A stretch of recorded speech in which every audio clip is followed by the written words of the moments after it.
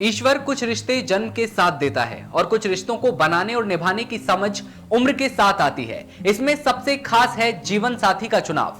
वो रिश्ता जो उम्र ताउम्र आपके साथ रहता है, संभाला जाता है, निभाया जाता है, छोटी मोटी नोकझोंक के साथ आगे बढ़ाया जाता है। तभी तो कुछ सौभाग्यशाली लोगों को शादी की 50वीं सालगिरह बनाने का मौका मिलता है। खैर, समाज सेवी देश के लिए अपना सब कुछ न्यौछावर करने वाले महान लोगों की प्रेम कहानियों की सीरीज में आज हम बात करने वाले हैं बापू और बा की। जी हां,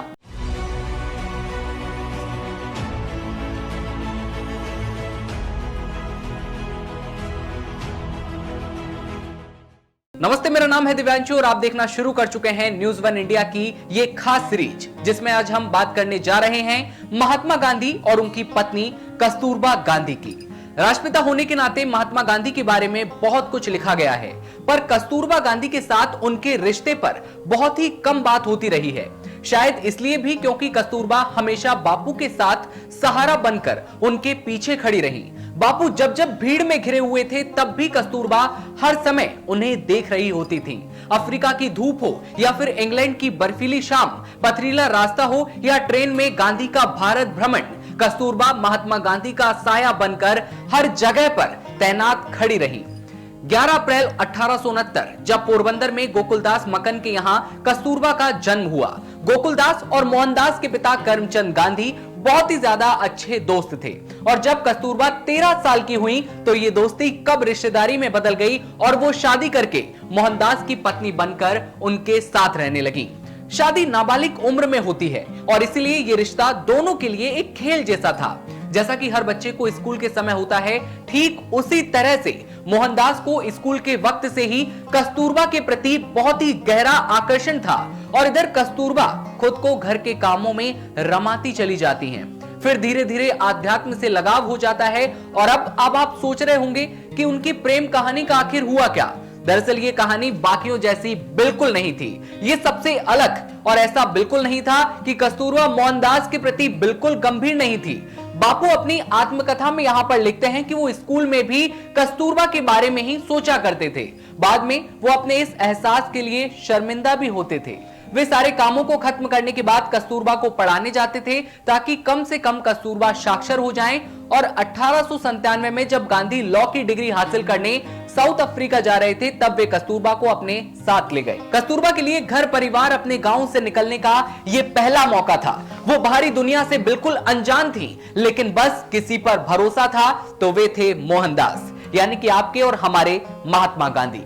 इसलिए वे जैसा कहते गए, कस्तूरबा बिना किसी सोच विचार के, असहमति के वैसा ही करती जाती हैं और यहीं से मिलता है गांधी और कस्तूरबा के निष्काम और निश्चल प्रेम का एक प्रमाण।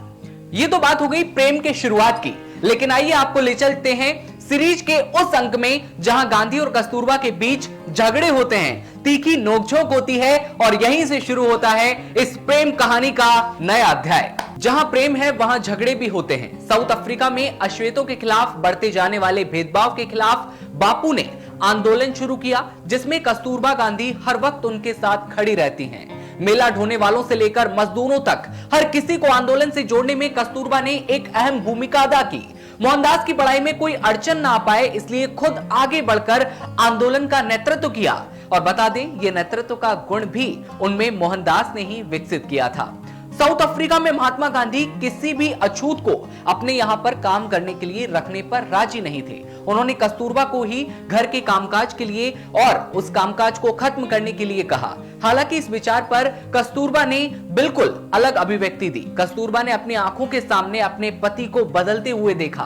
बैरिस्टर के तौर पर महात्मा गांधी ने यूरोपियन वेशभूषा अपना ली थी, उन्हीं की तरह जीवन जीना सीख लिया था, लेकिन कस्तूरबा ने यहीं पर ये पूरी सादगी अपनी बनाए रखी। अपनी सादगी को किसी भी कीमत पर त्यागा नहीं और कई बार दंपत्ति के बीच में मनमुटाव हुआ, लड़ाइयां हुई, लेकिन अंत हमेशा सुखद प्यार से भरे समझौते के साथ हुआ। बापू ने अपनी आत्मकथा में एक और बड़े झगड़े का जिक्र किया है और यह कोई आम झगड़ा नहीं था, बल्कि यहां बात कुछ ज्यादा ही बढ़ जाती है। महात्मा गांधी ने कस्तूरबा को अपने यहां आए एक मेहमान का शौचालय साफ करने को मजबूर कर दिया और इस बात पर कस्तूरबा गांधी फट पड़ती हैं। इसके बाद दोनों के बीच बुरी तरह से झगड़ा होने लगा।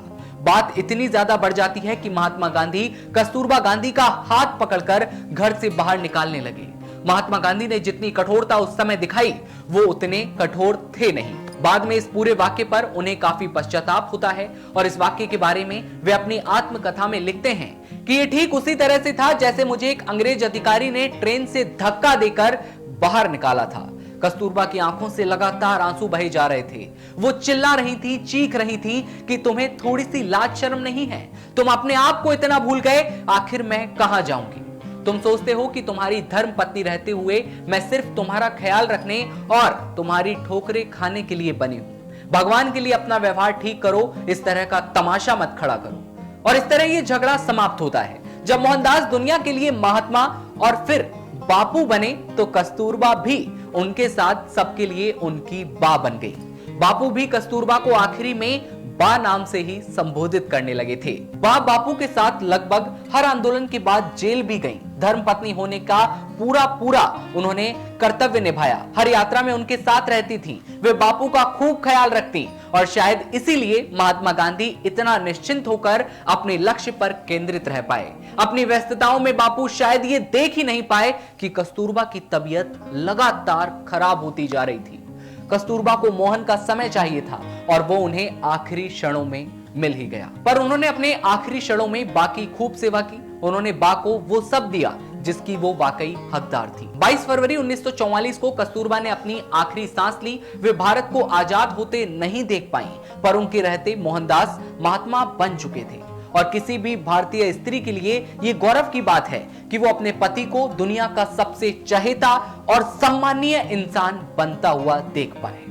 बापू ने उस वक्त एक दिल को छू जाने वाली बात भी लिखी थी कि विवादों और परेशानियों के बीच अगर मेरी बीवी मुझे नहीं छोड़ सकती तो मैं उसे कैसे छोड़ सकता हूं। हमारे बीच कई बार झगड़े हुए, लेकिन आखिर में हम दोनों शांत रहे। बापू लिखते हैं कि कस्तूरबा में असाधारण धैर्य और सहनशीलता थी और इसीलिए वो हमेशा विजेता रहे। आपको बता दूं कि बापू उनकी जो अंतिम यात्रा थी उस समय साथ थे और जब तक शव जल नहीं गया तब तक वो अंत नहीं हुआ, तब तक वहीं बैठे रहे।